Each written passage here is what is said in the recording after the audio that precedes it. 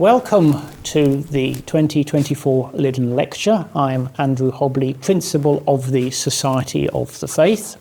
The Society was founded in 1905 by the Douglas brothers, whose portraits look down upon us, two priests and two brothers who founded a society to help promote the Catholic faith. Since then, the Society has had many iterations and done many things, but now, as well as giving charitable grants to things that may help promote the Catholic faith in the Church of England, they are also the home to the Liddon Lecture, to which I very warmly welcome you. And to introduce our lecturer, I will ask our Secretary and Treasurer. Hello, I'm Marjorie Roberts. We're particularly privileged this year to introduce my own rector, Father Marcus Walker. However, if you accuse us of nepotism, I'm going to deny that that's the case, because he's not going to talk about St Bartholomew the Great, but about Save the Parish, which is a fairly new and very up-and-coming organisation, which I think does what it says on the tin. Father Marcus is going to talk about what Save the Parish does, and also we've challenged him a little bit to go on and say, can the parish be saved? And anyway, should it be saved? I'll pass you over to Father Marcus. Thank you very much. Can the parish be saved and should it be saved? To a certain extent, I think the question's back to front, because we first have to work out whether it should be saved before we expend any energy in working out how it could be saved and whether it is in fact in any form of danger. And in fact, before we even do that, we probably have to define what a parish is. Because what I've realised in the course of our campaign, which was launched at the beginning of August in 2021, is that there's a certain amount of sleight of hand that often goes on in terminologies. So quite often, the National Church will say, there's no threat to the parish. We are continuing to have parochial ministry. There will continue to be a parish for every corner of the land. But the question is, what in fact is a parish? Are the following two actually parishes? Wigan. The deanery of Wigan was merged a number of years ago, I think 5 years ago, maybe 8. 29 churches merged into one benefice with 7 parish hubs. This was part of a big scheme funded by the Strategic Development Fund of the National Church, £1.2 million of National Church money matched by £1.2 million of Diocese of Liverpool money. Clergy reduced from 24 to 13, operating on a carpool sort of basis, where no particular clergy person had any particular attachment to any church, but if you needed a funeral for your dad, you'd call up and get one of the clergy. You need, communion, when it happens, will be from one of the pool sent into you. 29 churches, one benefice. Kerrier in Cornwall is currently being formed. Again, one whole deanery turned into one benefice. They're in a much worse position. They're going to have 2 stipendiary priests, one of whom does not work Sundays. Are these parishes? Kenneth Clarke, to borrow from him, I think I might just sort of say, what is a parish? I can't define it in abstract terms, but I think I can recognise it when I see it. And when I'm looking at Wigan, I am not looking at it now. This is not a parish. A parish really is 2 distinct things. It's an ecclesiastical district, a legal reality, and in that regard, Wigan and Kerrier are parishes. But they're also church communities. And there is a limit in size, in number of people, and in number of priests ministering to people as to how you can actually have a church community. Now, the ecclesiology of the Church of England and its practice has always meant both of those at the same time, until very recently.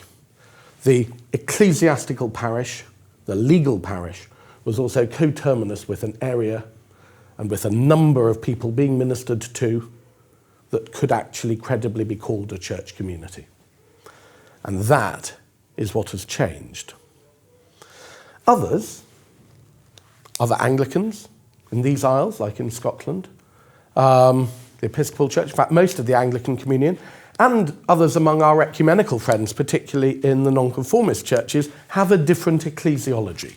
For them, they don't have that geographical concept of a parish that is rooted in a place and rooted with a connection between priest and people. But that has not been the case for the Church of England. Not really, certainly not since the Reformation, and really not since the earliest of the medieval period. So the first question we have to ask is, are there better ways of doing what we want parishes to do? And of course here, there are two possible, actually there are many, many things that I think we want parishes to do, but broadly speaking, there's the church aspect of what a parish does, and there's I suppose you could almost say a secular aspect, although they overlap. On the second, with the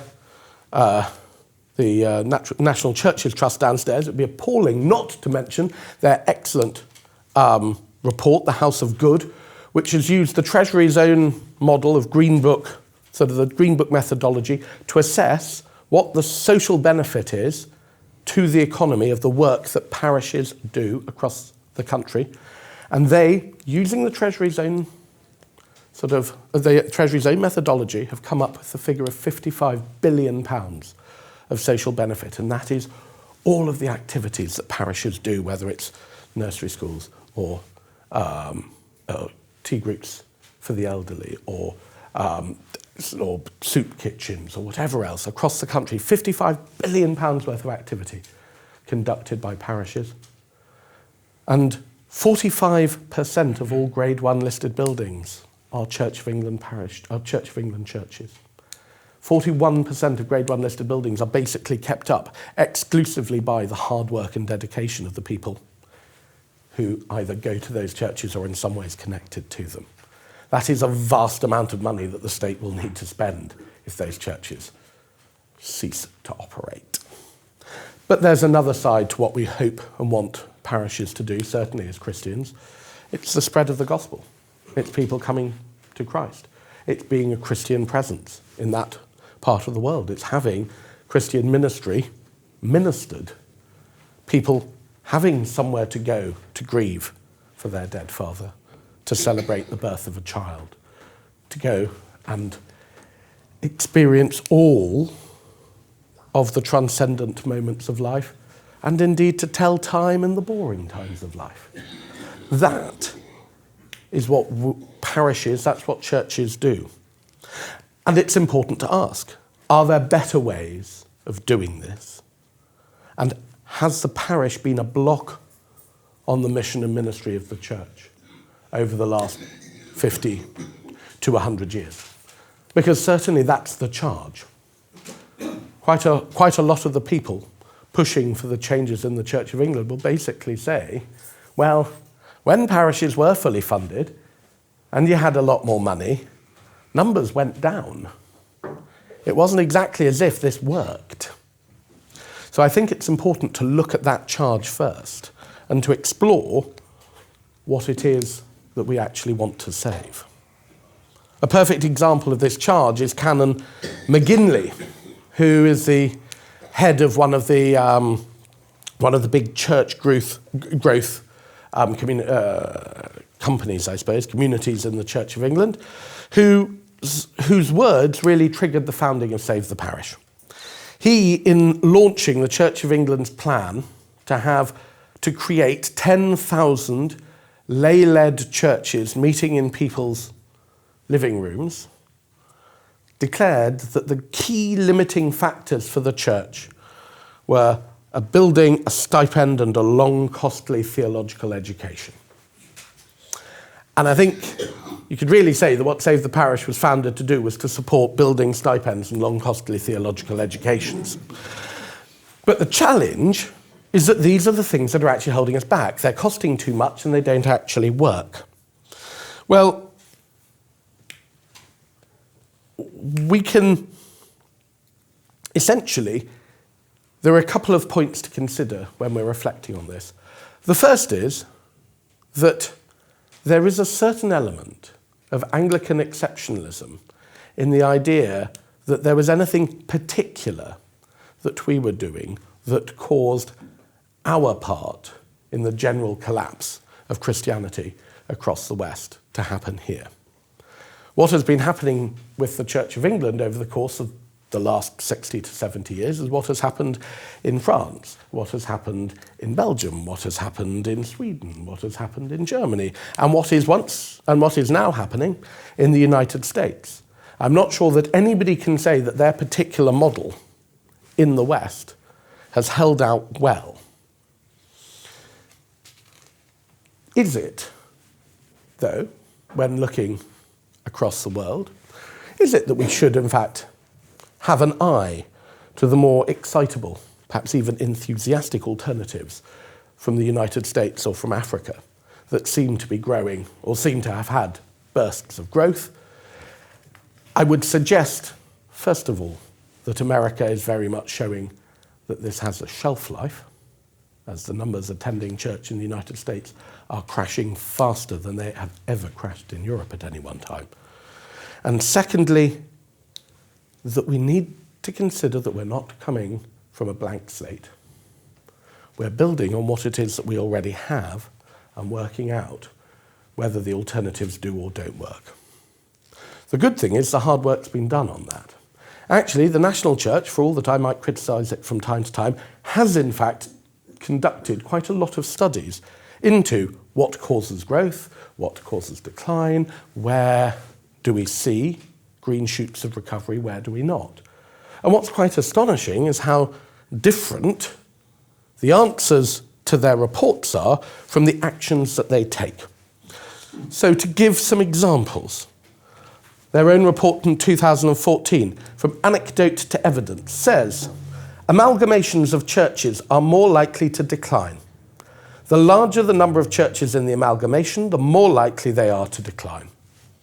It also said team ministries are less likely to grow than non-teams and perform markedly worse than churches with their own incumbent.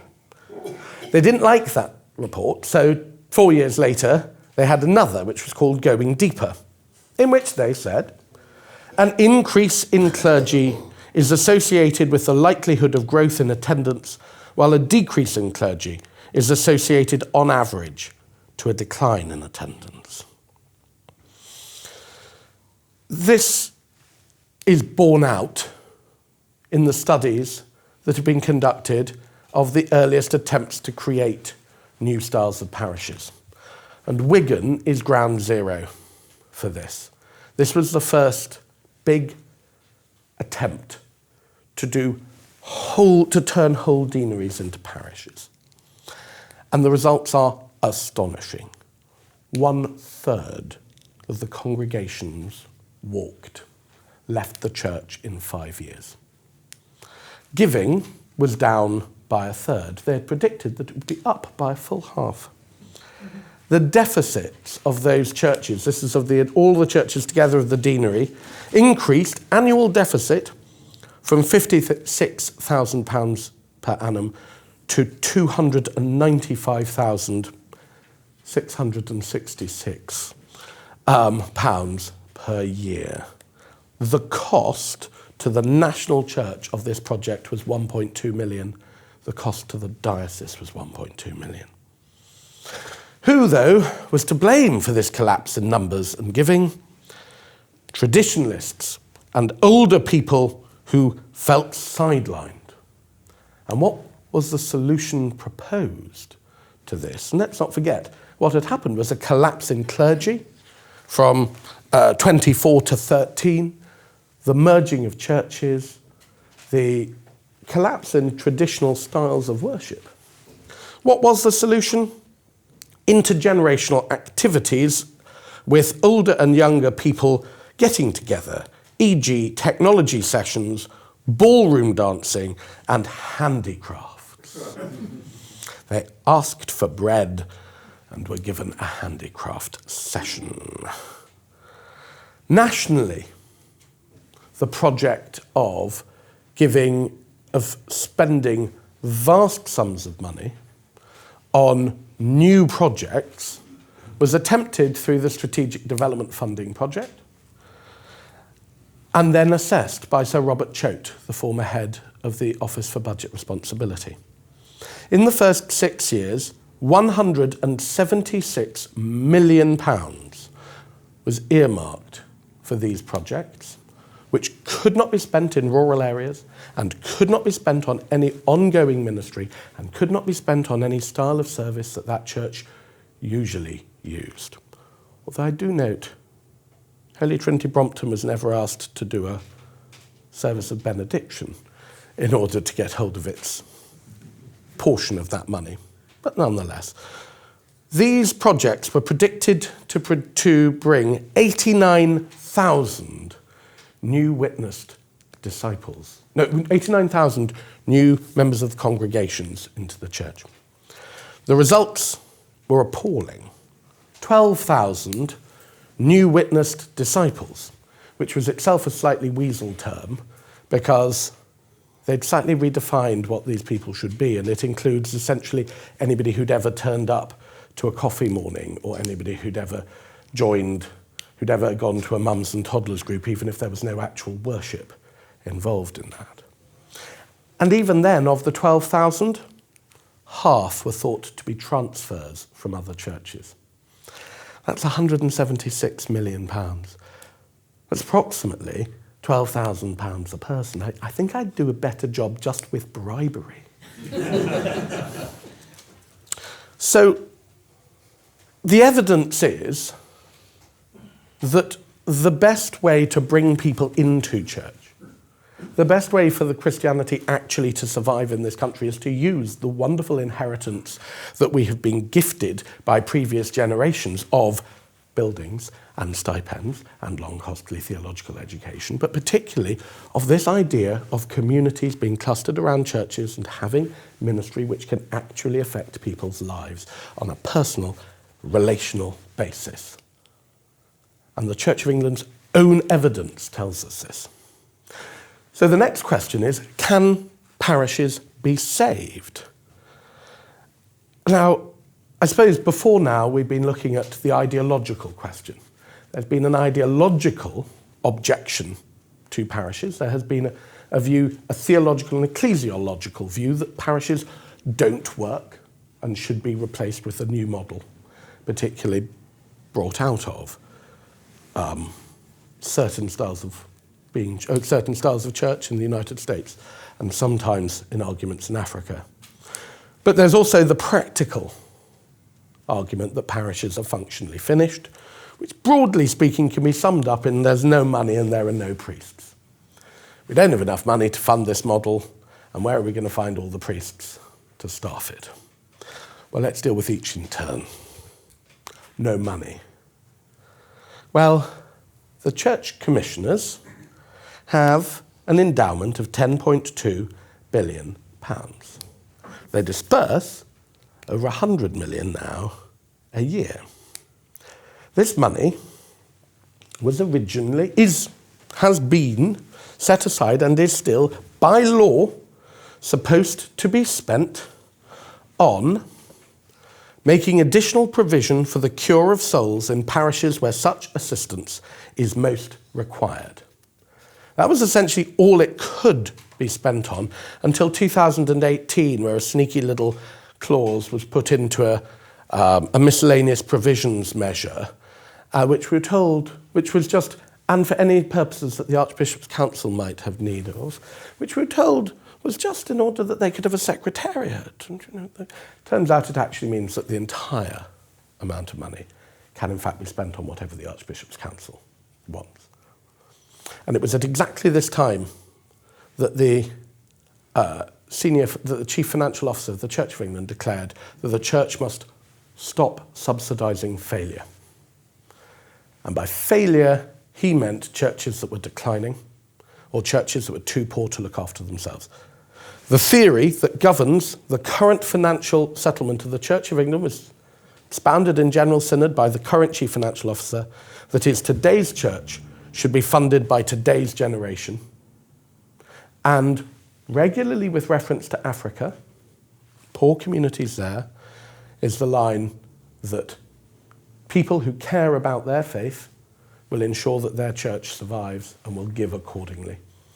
And if they don't, the implication is, and the consequence that we have seen is, their churches should close. I'm afraid this is immoral. And we can see what the consequences of this are, which is that the poorest parishes are the first to close. Church Action on Poverty have shown 70% of churches proposed for closure are in parishes classed as 90% urban. 40% of closures are in the 10% most deprived parishes. And a study in Manchester, churches in the most deprived quintile are 5 times as likely to be closed as churches in the richest quintile. I mean, it's easy to say churches need to look after themselves or they should be closed, but what we are saying is the only parts of the country that deserve to have Christianity are the richest parts of the country. This is not a new problem. Queen Anne literally realised this was a problem and created an enormous endowment to deal with it. The whole purpose of the Queen Anne's bounty was in order to ensure that the poorest parishes would continue to have provision, and until 2018, this was the principle upon which the Church of England's monies were dispersed. We have made a very conscious decision in the national church that we will fund new styles of worship, generally in richer areas, generally supported by churches that have emerged from richer areas, and have got no qualms about closing and merging parishes and churches in the poorest parts of the country. This is a decision that need not continue and should not continue. £10.2 billion worth of assets can completely fund the ministry requirements of the Church of England today. But even if it couldn't, we then have the dioceses themselves. 1976, the Endowments and Glebes measure comes in. This was one of the biggest expropriation of assets and monies conducted really since the Reformation, when dioceses essentially took control of the endowments that parishes had and the glebe land that parishes had, which were used in order to fund stipendiary ministry, with the promise that parishes would never again need to pay for priests. They could just use their money in order to pay for mission, and the diocese would invest this income so well that stipends would forever be funded. Well, they've mismanaged this catastrophically, such that we are now in the position where almost everywhere in the country, parishes are expected to fund their priest in their entirety, plus give additional monies in order to fund diocesan activities, plus give monies in order to fund national church activities, despite the diocese still having the endowments and glebes in their diocesan stipend funds. Most of these do not receive even a 1% return. They would be better invested just in the bank right now. The Church of England is trying to encourage dioceses to move over to total return accounting, which would actually enable them, well, although of the dioceses that have done that, almost all have broken out of deficit, but only 13 so far have done so. Dioceses do not spend their money on frontline ministry. The Charity Commission recommends that a charity should have, as its ratio of back office staff to frontline staff, a ratio of 1 to 12. No diocese reaches that. The average is about 3.5 to 1. London does quite well. It's almost 9 to 1. Truro is the first diocese to have crossed over the threshold. They have 41 diocesan HQ employees and 39.5 full-time equivalent stipendiary posts. There are more people working in diocesan HQ than there are in parishes in Truro. The Diocese of Manchester has more people working in their vision and strategy department than they have priests in any single deanery in the diocese. Dioceses are catastrophically mismanaging their budgets and are depriving the parishes whom they are supposed to serve of the ministry that they are by law supposed to provide them. In 2022, there's £405 million worth of disposable income across the entire Church of England economy. This is monies from the church commissioners, from the endowments and glebes land, from the diocesan stipends funds, and monies that are put up by parishes through their parish share. £405 million of disposable income. Only 89 million went into parish ministry. That is 21% of the church's disposable income actually went into funding and supporting frontline ministry. At some point, we're going to be the richest endowment and the richest church in the world with no parishes and no people attending. Again, this is a choice, and it's a choice that should be unmade. We also hear that there are no priests. For the last 2 years, we've had regular concerns that priests are that we've got a vocations crisis. Well, that is correct, and there are a whole host of reasons for that. But it's only been for 2 years. For the previous 20 years, we have been ordaining more people than have been retiring. So why is it that we keep hearing that there are too few priests to go into parishes to replace those who are retiring when we know that we are ordaining more than are retiring? Well, part of that is that there are over 1,000 priests in diocesan HQ roles. These roles that are created, that are not needed substantially, are quite often filled by priests because the terms and conditions, frankly, are better than those which you are likely to get as a parish priest. Particularly if you're married to a priest and therefore get the free housing, you get much better terms and much better lifestyle, and you actually get your weekends back if you are working in diocesan HQ. But is this the best deployment of clergy? And are these roles even needed?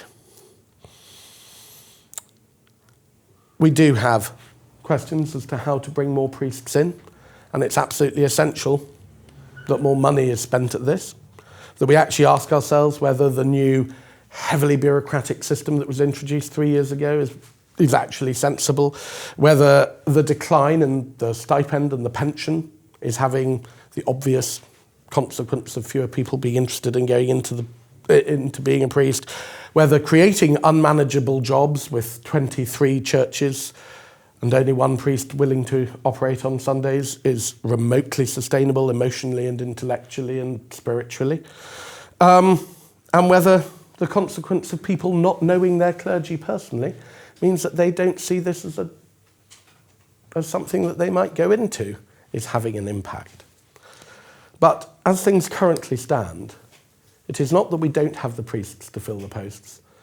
It's that within the Church of England economy, we are putting those priests into non-priestly jobs and suffering the consequences. So, should parishes be saved? Yes.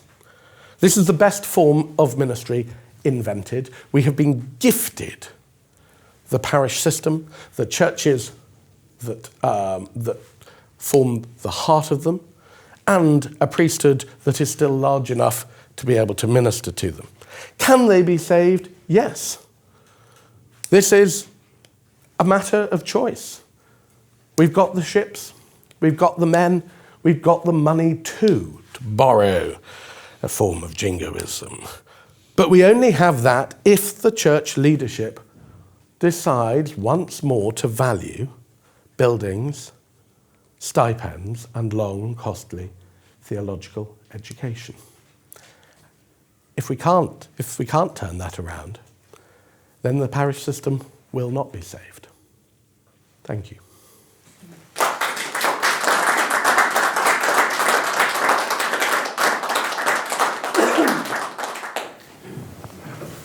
Thank you very much, Father. If I may, I'll start the questions off.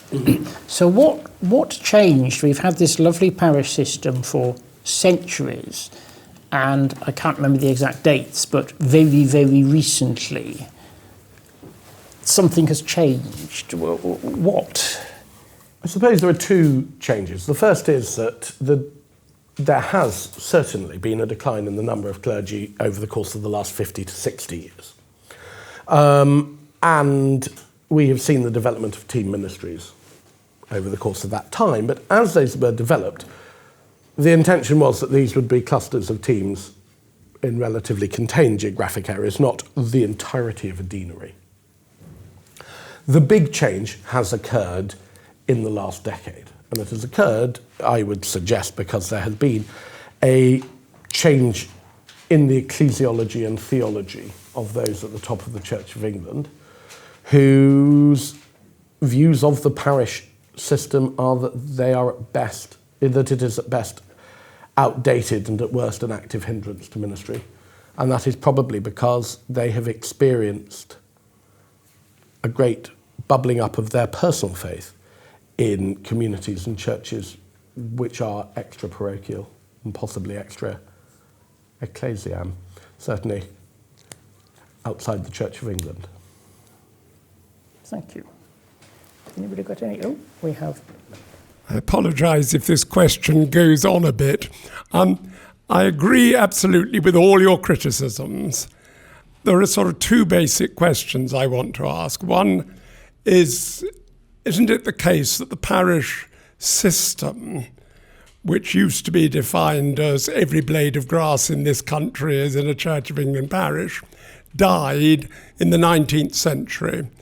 As soon as Anglicanism began to split up between different types of understanding of what it meant to be a Christian, Catholic, evangelical, then liberal, people started to go to the church where they would find what they liked best. I've worked in London. The parish system doesn't really function in London because people just choose which church they want to go to, and the church is the focus of a community. It may serve the geographical area. It used to go on serving the geographical area because of baptisms, weddings and funerals. They have completely shrunk, and so that contact with the community, your geographical community, has disappeared. So I think it's save our churches as focuses for teaching and worship and pastoral care. The concept of how you then minister to your geographical area raises a second issue, and that is, isn't our society changing, and hasn't it become a kind of society in which going to a particular place for a communal event one day a week makes no sense, is not within the experience of most people? And what's just one last example of what is going on in our society, there's a chap called Ryan, can't read my writing, anyway, he started a website talking about Stoicism. He's got a huge number of people who go to that site because they find what he says about Stoicism in a modern, wide understanding of what that means based on the early teachers. And whenever he goes around the world giving a lecture, huge numbers of people come to it because they've seen him speaking on a website. How many Christian websites are there where a particular individual talking about the Christian faith begins to have an effect such that people want to go and hear him or her in the flesh? Sorry, I said it would go on.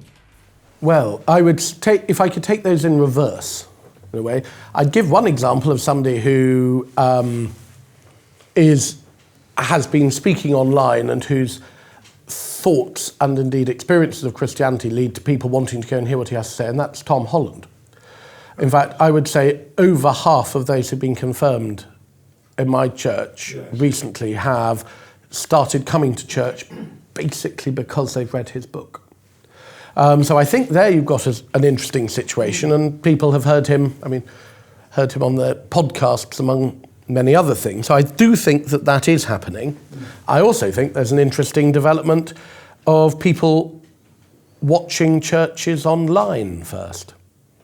Have a reasonably high number of people coming to our confirmation classes who didn't start behind a pillar, which was the old way of doing it. They started even further back, behind a screen, dipped their toe in, wondered if this was actually for them, then came and lurked behind a pillar, and then came in front of the pillar. So I think that actually one of the few gifts of COVID has been churches starting to think, how do we engage online? And a good number of churches of all sorts of traditions are doing that. Jumping then, I think, to your first question, I think that as our understandings of community have shifted, our understandings of what a parish is have shifted. And in fact, that's often happened instinctively rather than deliberately. And I think they've shifted in different ways according to different places. So the countryside has much more, sees much more of a relationship to place. And we certainly see that when a church closes, the statistics show that people don't go to the place they've been told to go to. They stop going to church when they're, essentially what has previously been a place of community, bearing the memories of that community over centuries, gets privatised and turned into a swimming pool or a shopping centre or just a private home. People's faith and connection to God and place seems to die. And actually, I think the Church of England has grown with that. And I think that the development of different churchmanships means that many different types of people can find God in many different kinds of ways. I do not think I will ever find it a transcendent and spiritually moving experience to have a string of worship songs played at me whilst raising my hands. But I thank God that there is a place for people for whom that is the way that they encounter God, who will never find it with incense and the language of the prayer book. And actually, yes, it does mean that I just go to my place, to my local parish, and I know that I'm getting the same thing as I would get down the road and down the road and down the road, has shifted over 200 years. But what hasn't shifted is the obligation to that place. And one of the things about having people, priests particularly, based in areas, in each in a geographical area, quite often the only professional still to be living in that parish, particularly in impoverished parts of the country. The doctor has gone, the lawyer has gone, the social workers go, but the priest continues to live there. Means that what is needed there is known and understood. And I think that that is gold. And I think we've been gifted such an inheritance with that. It may need tweaking, but that doesn't mean that as a concept it has ceased to be valuable.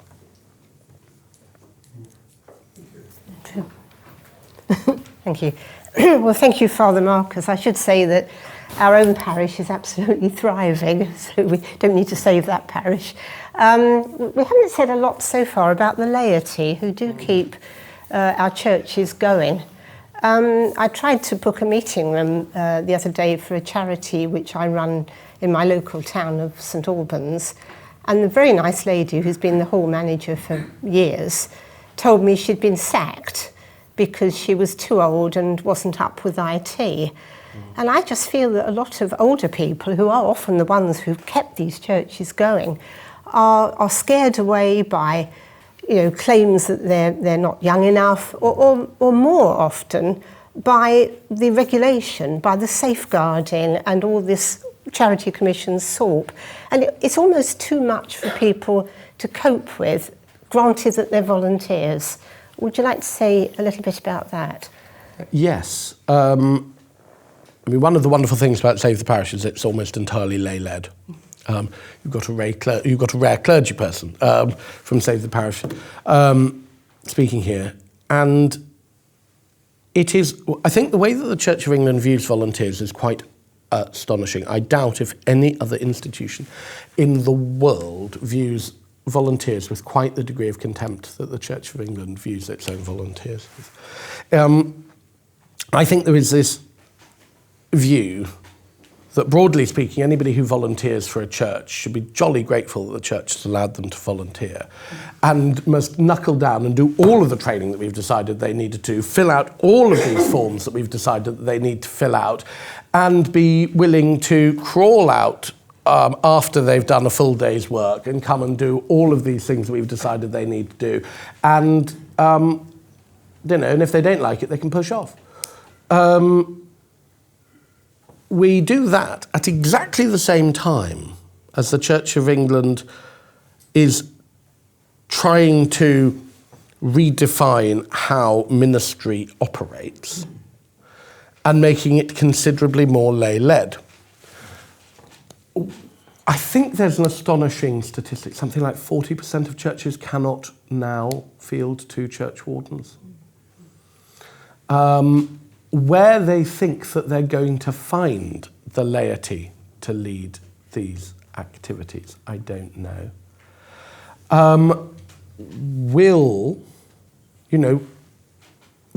When you think about the 10,000 lay-led churches that the plans originally sort of involved, how many people have living rooms that can host 30 people?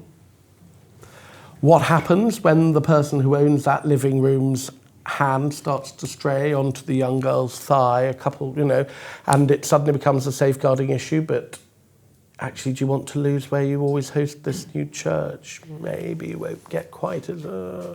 I think there are all sorts of dangers in that. There's the expectation that the laity who've got, different members of the laity with so many wonderful different gifts, and I spot members of St. Bart's here, each of whom have different gifts, who have given different things to the church. But actually, the only way that the national church actually talks about the laity is as surrogate priests, because we can't get enough of them. It's how the laity can live out their full vocation in Christ as setting God's people free is the latest report. And setting God's people free seems to be recruiting them to be part-time priests, but without ordaining them or paying them. There is an astonishing way in which the church views its laity. And there's also, frankly, never mind the lay volunteers, the laity in the pews. What we saw in Wigan was the explicitly stated presumption that if you completely change the way in which church is conducted, you, quote unquote, wean people off the Eucharist. If you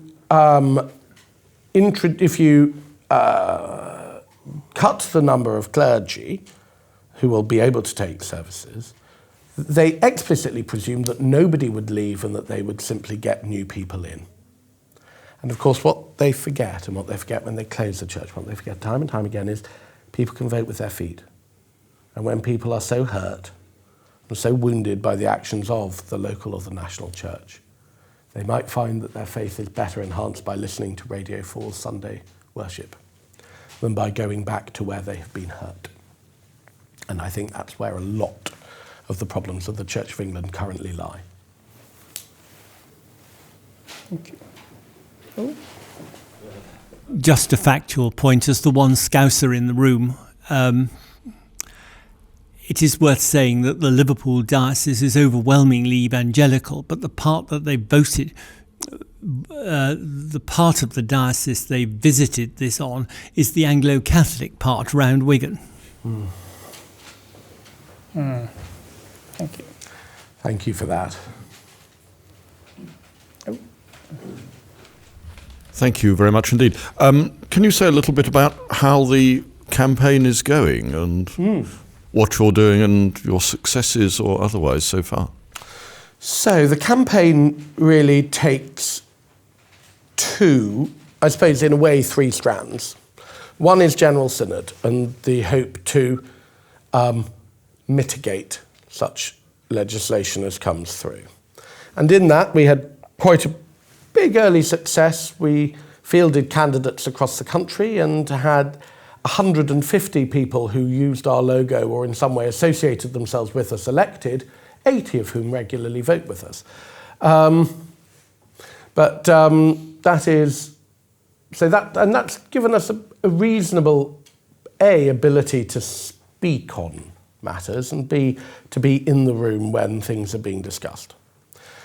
In the end, what we don't have is anything near a majority actively to change things yet.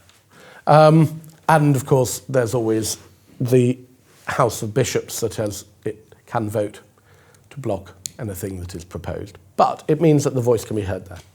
The second really big part of what we're doing, and I think it's growing, and it's growing to such an extent that we may have to cease this being a volunteer-led activity, and we may need to look into how we can afford to pay somebody to do it, is casework.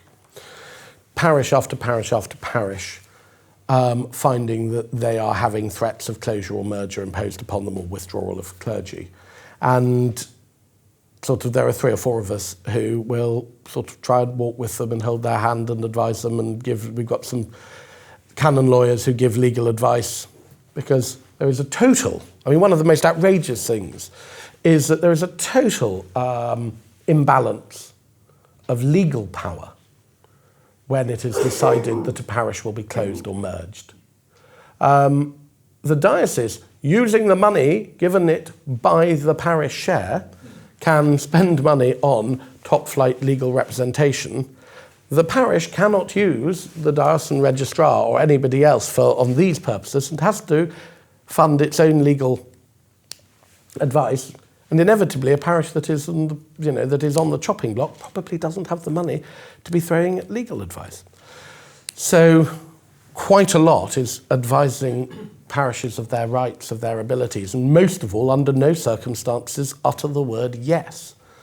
Because quite often PCCs think if you just agree to something at the early stages, you can disagree with it later. Say no from the beginning, say why you think it's a bad idea, and just keep arguing that. Because if you just keep doing that and keep your head down and keep doing it, in the end you can appeal all the way up to the Privy Council, and that costs the diocese £500,000 to contest.